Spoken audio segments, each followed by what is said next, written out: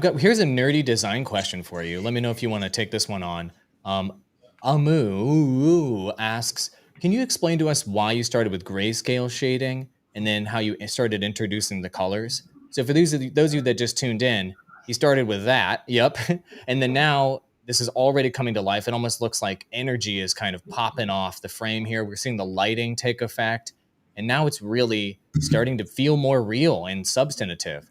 So how does your brain work? How do you go through that process? Is this just like muscle memory at this point as a designer? Help us understand that. Yeah, I guess it's painting. You have sort of something in your mind.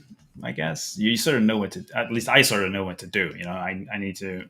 I have this.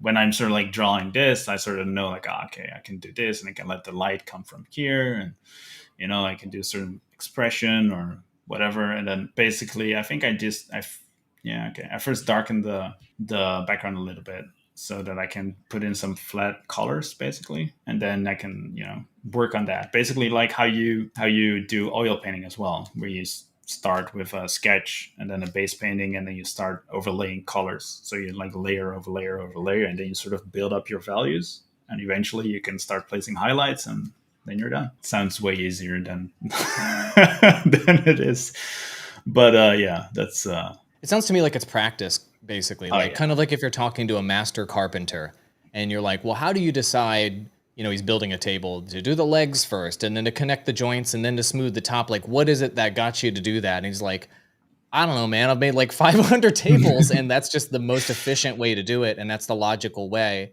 given the craft, essentially. Yeah, Is that fair to say?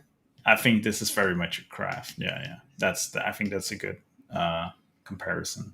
You need to sort of you learn how to do these things, and by doing them a million times, you get better at it. And of course, you do a lot of studies, like how do certain materials react to light? How do certain?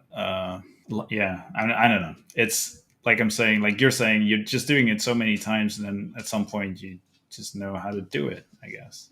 That's fair. I mean, just like anything else, video production, you name it.